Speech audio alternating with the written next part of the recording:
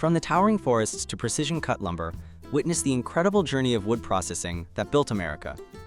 Today on Global Works TV, we're taking you inside 3 remarkable sawmills, from cutting-edge modern operations to a 120-year-old steam-powered mill still running strong. This is craftsmanship at its finest, where tradition meets innovation. In the world of woodworking, every board of lumber has a story that begins long before it arrives at the carpenter's bench. That story often starts deep in the forest, with towering trees that have stood for decades, sometimes even centuries. Today, we're taking a closer look at the fascinating journey of timber through Drenagh Sawmill, one of the industrial sites where tradition, technology, and sheer manpower combine to turn raw logs into usable lumber. What you're about to see is more than just a production line. It's a story of transformation, from the forest floor to finished boards, showing how mankind has learned to tame nature's giants with both respect and ingenuity. Let's begin where the process truly starts, the forest harvest. The footage opens with crews working in thick woodland, felling mature trees that are ready for harvest. These aren't random cuttings. Modern forestry is highly managed. For every tree removed, new saplings are planted, ensuring that future generations will continue to enjoy both the forests themselves and the timber resources they provide. Harvesting follows strict schedules based on growth cycles, soil health, and environmental impact assessments. It's a reminder that lumber today is often a renewable resource, managed carefully to balance industry and ecology. NNTHE freshly cut logs are lifted by heavy-duty loaders and stacked onto specialized logging trucks.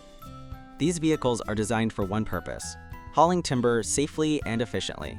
Unlike a standard flatbed, these trucks feature reinforced frames, hydraulic loading arms, and bunks, those curved cradles that keep the logs in place during transport. It's quite a sight. Whole trees, stripped of their branches, stacked neatly and strapped down, rolling out of the forest toward their next destination. And that destination is the heart of our story. Drenagh Sawmill. Established in Northern Ireland, Drenagh has become known for combining traditional sawmilling methods with modern processing technology. As the trucks pull in, you'll notice the vast yard space where the logs are first unloaded. This isn't just a parking lot, it's an organized staging area where every incoming log is evaluated, sorted, and prepared for processing. Think of it as a lumber triage center. Now, here's where the real magic begins. The first step inside the mill is log sorting and scaling. Each log is measured for diameter, length, and straightness. Machines equipped with laser scanners and digital measuring arms quickly assess each piece, far faster and more accurately than any human could. The data feeds into a central computer that decides the best way to process each log, whether it's destined to become construction beams, planks for furniture making, or chips for paper production. Nothing goes to waste in a modern mill. Even bark and sawdust are collected for fuel or landscaping mulch. After sorting, the logs are carried forward on a chain conveyor, clanking and rolling into the debarking machine. This piece of equipment might not look glamorous, but it's essential. Bark contains dirt, grit, and even stones that can dull or damage saw blades. The debarker uses a set of rotating cutter heads or flails, heavy chains attached to a spinning drum, to strip the bark away in seconds. The waste bark is diverted to a separate pile, often used as biomass fuel to generate energy for the mill itself. In this way, the mill is partially self-sustaining, burning its own byproducts to keep the operation running. With the bark removed, the cleaned logs enter the next phase, primary breakdown. This is the heavy lifting of the sawmill, the point where round logs are transformed into squared-off cants or rough boards. At Drenagh, this process is carried out by a log carriage and head saw system. Imagine a massive steel platform, mounted on rails, that clamps onto the log and slides it forward into a giant circular saw or bandsaw. Operators control the carriage with precision, adjusting angles and thicknesses to maximize the yield. Each pass strips away a slab, exposing the inner wood grain and shaping the log into a more usable form. Here's an interesting historical note. Early American sawmills, back in the 1800s, often used water power to drive a single up and down saw blade. Logs would be pushed through slowly, one cut at a time. It was painstaking work, and mills could only process a handful of logs per day. Compare that with today, where a mill like Drenagh can process hundreds of tons of timber in a single shift, thanks to automation, hydraulics, and computer-controlled optimization. Back at the Drenagh mill, once the logs have been broken down into cans, they're sent onward to the resaw lines. These machines take the square pieces and slice them into boards of varying thicknesses, 2x4s, 2x6s, planks, and so on. The resaws are usually bandsaws, with long, continuous blades stretched over massive wheels. They can slice through hardwood or softwood with remarkable accuracy, guided by laser markers that show the cutting path. Operators watch carefully, but most of the adjustments are made automatically by the computer systems that track each piece. And now you might be wondering, what about irregular logs, or those with knots and curves? That's where optimization scanners come in. Before cutting, each cant is scanned in 3D, and the computer calculates how to get the maximum usable lumber out of the piece. This kind of technology saves thousands of board feet per year, reducing waste and increasing profitability. It's a brilliant example of how old industries adapt to new technology without losing their roots. Once cut, the boards roll down lumber conveyors toward the grading station. Here, experienced graders inspect each piece, sometimes assisted by automatic grading cameras. They look for straightness, knot size, cracks, and grain patterns. Boards are sorted into categories: construction grade, appearance grade, and so on. This step is vital because builders and manufacturers rely on consistent quality. After grading, the boards enter the drying kilns. Freshly cut lumber can contain up to 50% moisture, far too much for stable use. If you've ever seen wood warp, twist, or crack, it's usually because it wasn't dried properly. Drenagh's kilns are essentially massive ovens, where hot, humid air is circulated by powerful fans. Over several days, the moisture content is carefully reduced to around 12 to 15%, depending on the intended use. The process must be controlled with precision. Too fast, and the wood cracks; too slow, and production bottlenecks occur. In earlier centuries, lumber was air-dried outdoors for months or even years. Kiln drying has sped up that timeline dramatically while still preserving wood quality. After drying, the boards pass through planers, machines fitted with razor-sharp rotating knives that shave the surfaces smooth and true. The result is the kind of lumber you'd recognize at a hardware store: straight, smooth, and ready for use. Planers also standardize dimensions, ensuring that every 2x4 is exactly the same size, an essential requirement for modern construction. NNBUT. The story doesn't end there. Every part of the log is put to use. Trimmings, offcuts, and sawdust are fed into chippers and grinders, turning them into wood chips or pellets for the paper industry, particle board, or biomass fuel. The efficiency of a mill like Drenagh is astonishing. Almost nothing goes unused. What makes Drenagh particularly impressive is how it balances efficiency with environmental responsibility. Modern sawmills operate under strict regulations to minimize waste, control emissions, and ensure that forestry remains sustainable. In many cases, mills invest in replanting programs, energy recovery systems, and recycling initiatives, recognizing that their future depends on the health of the forests they harvest. Goinaze and SO, as you watch these boards roll off the line, think about the journey they've taken.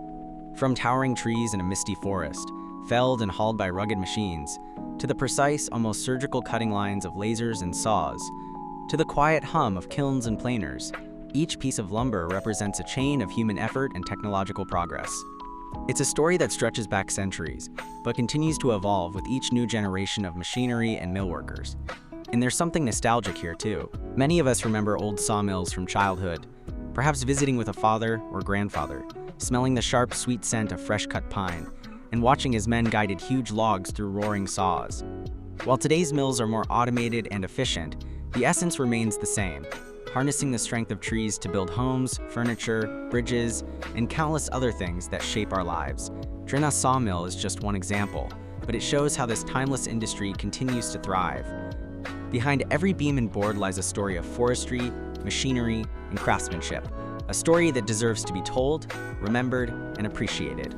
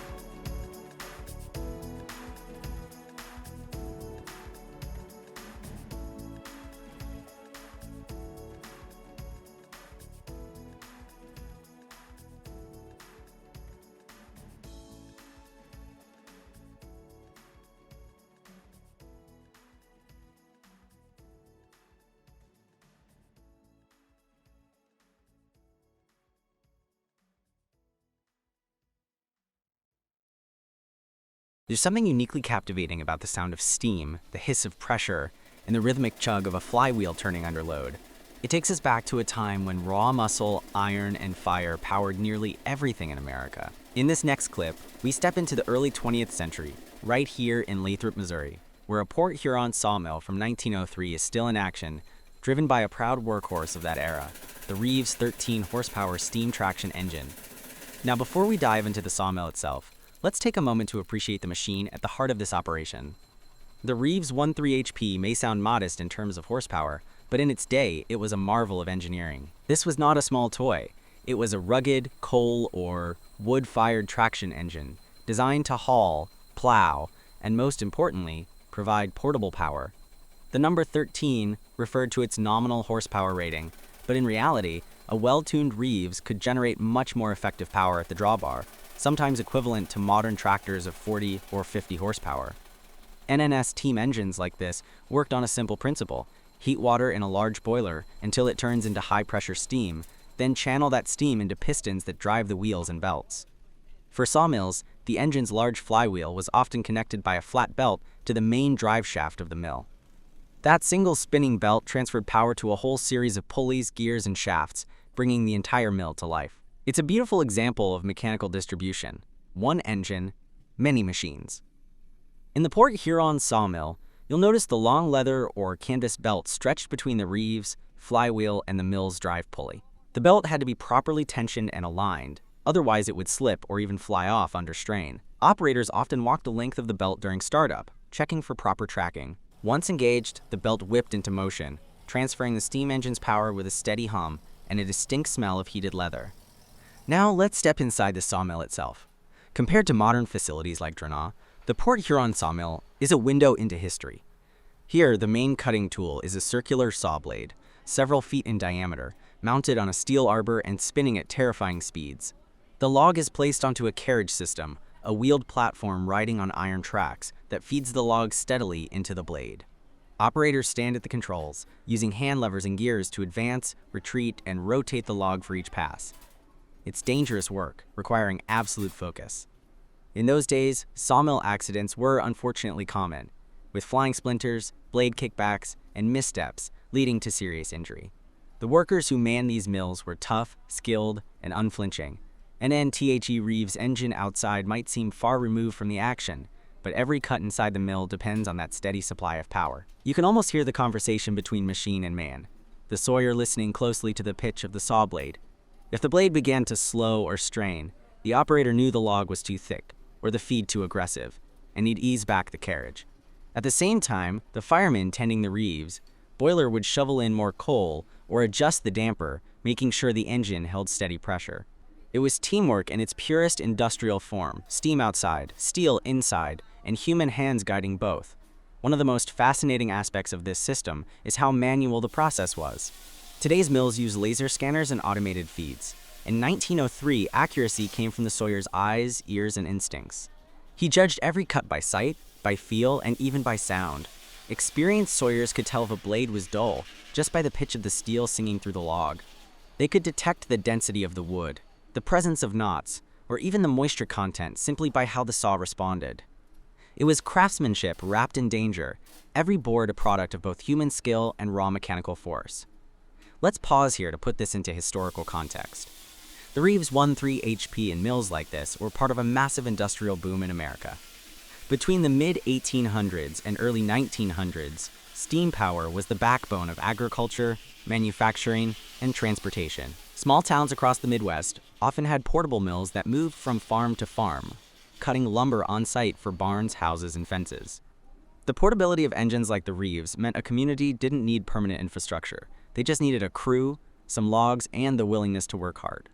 Entire towns were literally built from boards, cut by machines just like this. Notice also the design of the sawmill's carriage dogs, the spiked clamps that grip the log.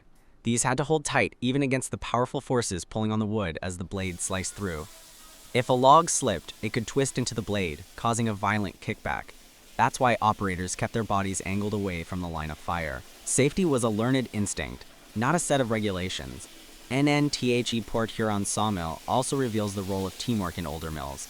You'll see not just the sawyer, but off-bearers too, men who catch the boards as they come off the saw, stacking them neatly to dry. Others might clear slabs and waste wood, feeding it into a firebox or piling it for later use. In many communities, nothing went to waste. Offcuts heated homes, sawdust went to livestock bedding, and slabs often became fence rails. Efficiency wasn't a corporate buzzword, it was survival. Let's talk a bit more about the Reeves 13 HP itself. Reeves & Company, based in Columbus, Indiana, was known for building some of the most reliable traction engines of the steam era. Their designs emphasized sturdy boilers, wide driving wheels for farm fields, and smooth power delivery. The 13 HP model in particular was popular with smaller farms and mills. It was powerful enough to run heavy equipment, but still light enough to move between sites. These engines often doubled as threshing machines in harvest season, then hauled lumber or powered sawmills in the winter. For many families, investing in a Reeves was like buying a pickup truck today, versatile, dependable, and essential, and operating the engine was a job in itself. The firemen had to monitor water levels constantly, too low, and the boiler risked explosion, too high, and steam pressure dropped. Steam gauges, sight glasses, and safety valves had to be checked regularly. Experienced engineers often spoke of listening to the boiler, hearing the subtle changes in hiss and rumble that told them how the fire was burning. It was part science, part art, and all responsibility. Got NNAs. You watch the boards coming off the saw in this Port Huron sawmill. Think about the houses, barns, and bridges that were built with lumber cut in exactly this way. In 1903, America was expanding westward. Railroads were still knitting the country together, and every town needed timber. Mills like this provided not just materials, but livelihoods. They were community centers, where neighbors gathered, swapped stories, and worked side by side. The sawdust-filled air and the whistle of steam engines became part of the soundtrack of rural life. There's a nostalgic beauty in seeing this old equipment still running. Modern mills may be faster, safer, and more efficient, but they don't quite carry the same character. The Reeves, steady chug, the whine of the circular saw, the sight of men guiding raw logs by hand. It's a glimpse into a time when industry was personal, and every board carried the imprint of human skill.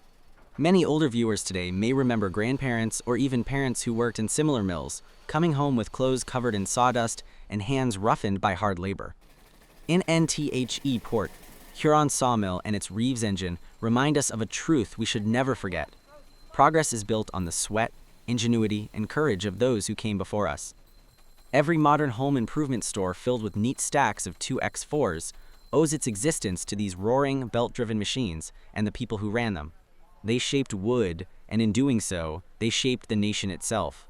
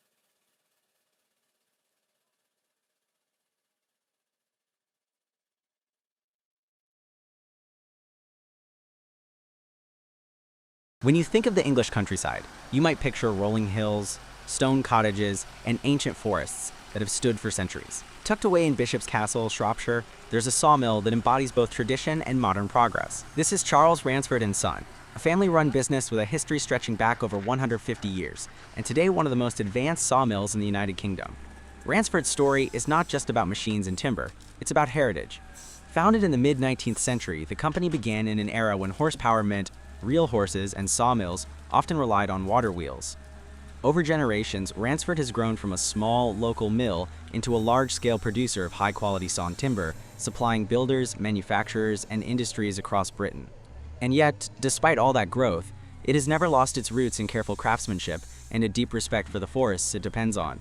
And as the footage opens, we see trucks arriving at the mill, stacked high with softwood logs, primarily spruce and pine, sourced from responsibly managed forests in the UK. These species are chosen for their balance of strength, straightness, and workability. Spruce, for example, is excellent for construction because of its consistent grain and light weight, while pine provides both durability and aesthetic appeal. Every log entering Ransford's gates is tagged and tracked, part of a strict chain of custody system ensuring sustainable forestry practices. NNTHE first stop for these logs is the log yard, where advanced cranes and loaders move them into neat stacks. But this isn't just about storage. Each log is carefully measured and classified. Here, Ransford uses 3D scanning technology, with laser sensors and cameras capturing the precise dimensions and shape of each log. The software then determines the optimal cutting pattern to maximize yield and quality. This kind of technology ensures that nothing goes to waste, and every board cut from a log finds its best possible use. Once sorted, the logs move toward the debarking machines. At Ransford, this process is done with powerful rotating cutters that peel away the bark in seconds. Bark removal protects the saw blades from damage and ensures clean, even cuts. The bark itself doesn't go to waste. It's collected and later used as biomass fuel to power parts of the mill, contributing to the site's energy self-sufficiency. This efficient use of byproducts is a hallmark of modern sawmilling. Now, the heart of the mill, primary breakdown. Here the logs are fed into large-scale bandsaws and chip end saw lines. Unlike older mills that relied on a single circular blade, Ransford's modern equipment is designed for speed and precision. The logs pass through computer-controlled feedworks that align each piece exactly right, guided by the earlier 3D scan data. Massive bandsaws slice the logs into cants, rectangular blocks of wood that will later be cut into boards. What's fascinating here is how smoothly the process flows. The machines hum with an almost musical rhythm, the blades slicing effortlessly through the timber, producing clean, sharp cuts. Operators watch from control stations, their screens displaying data on throughput, blade sharpness, and cutting angles. After breakdown, the cants enter the resaw and edging lines. This stage transforms the rough shapes into boards of exact dimensions. The edging machines trim off the irregular sides, producing square, straight boards. Advanced sensors detect defects such as knots, cracks, or wane, the curved edges of the log, and adjust cutting paths automatically. In older times, such defects often resulted in waste, but at Ransford, optimization ensures that even flawed sections are turned into usable products, whether for construction, fencing, or packaging. At this point, the boards are sorted and pass through automated grading systems. High-speed cameras and sensors evaluate the wood in real time, categorizing it based on strength, appearance, and structural integrity. Grading is a vital step because customers, whether they're builders constructing homes or manufacturers making pallets, need to know exactly what quality they're buying. The highest grade boards may be destined for structural beams, while lower grades might become fencing panels or packaging material. It's all about matching the right wood to the right purpose. NNBUT sawing is only half the story. Freshly cut boards contain high levels of moisture, often 40 to 60%, and must be carefully dried to prevent warping or cracking. Ransford operates state-of-the-art kilns, where temperature, humidity, and airflow are computer-controlled. Over several days, the moisture is reduced to around 18% or lower, depending on the end use. This drying process is critical for stability. Builders can't risk using lumber that will twist or shrink once installed. In earlier centuries, lumber might have been stacked outdoors to air dry for months or years. Kiln drying has revolutionized the industry, making timber production faster and more consistent without sacrificing quality. After drying, the boards move to the planing mill. Here, massive planers fitted with rotating knives shave the boards smooth and bring them to exact dimensions. Your standard 2x4 or 2x6, perfectly uniform. The smell of fresh cut pine fills the air as shavings curl away, collected for further use as animal bedding or biomass. By the time the boards emerge from the planers, they look like the lumber you'd find in a builder's yard, straight, smooth, and ready for use. What sets Ransford apart, however, is their specialization in treated timber. Much of their production is destined for fencing, decking, and outdoor construction, where resistance to weather and pests is essential. To achieve this, the boards are placed into high-pressure treatment vessels. These massive steel cylinders use vacuum and pressure cycles to force preservative chemicals deep into the wood fibers. This process extends the wood's lifespan dramatically, protecting it against rot, insects, and moisture. It's one of the reasons Ransford's name is so well respected in the British fencing and outdoor timber markets. As we move through the footage, you'll notice the sheer scale of the operation. Conveyors shuttle wood from one stage to the next with remarkable efficiency. Forklifts and loaders move stacks of finished boards into vast storage sheds. Everything is coordinated like a symphony, each machine and operator contributing to a seamless flow of production. Yet, behind all this modern machinery, there's still a human touch. Skilled workers overseeing operations, maintaining equipment, and ensuring that quality standards are upheld. It's worth pausing here to reflect on just how far sawmilling has come. In the 19th century, mills like Ransford's were powered by water wheels turning a single saw. Output was slow, labor was backbreaking, and much of the wood was wasted. Today, thanks to scanning technology, computer optimization, and advanced drying and treatment processes, mills can produce far more lumber with far greater consistency from the same volume of logs. It's a perfect example of how technology, applied wisely, can respect tradition while dramatically improving efficiency. NNTHE environmental aspect is also important. Like many modern mills, Ransford operates under strict sustainability guidelines. They source logs only from certified forests, often managed under the UK Forestry Standard or international certification schemes like FSC, Forest Stewardship Council. Every tree harvested is replaced by new planting, ensuring the forest resource is maintained for future generations. Byproducts such as bark, sawdust, and offcuts are all reused, either as fuel, bedding, or raw material for other industries. It's a closed-loop system, minimizing waste and environmental impact. NNFOR, the workers at Ransford. This isn't just about production, it's about pride. Many of them are second or third generation employees, following in the footsteps of fathers and grandfathers who worked at the mill before them. There's a continuity here, a sense of carrying on a tradition while embracing the best of modern technology. For viewers in America, it might remind you of family-run sawmills in the Midwest or Appalachia, where heritage and hard work went hand in hand. And as the clip draws to a close, we see stacks of finished timber lined up, ready for dispatch. These boards will go on to build homes, fences, barns, and countless other structures, continuing the legacy of wood as one of humanity's most trusted building materials. From seedling to sawmill, from rough log to finished plank, every step of the journey is shaped by both nature's gift and human ingenuity. When you see a piece of timber cut at Charles Ransford & Son, you're looking at more than just wood. You're looking at history, 150 years of family business, an industry that has evolved through steam, electricity, and now computerization, and a resource that connects us across generations. It's a reminder that even in our high-tech age, some things remain timeless. The strength of wood, the skill of craftsmen, and the enduring importance of sawmills like this one in shaping our world.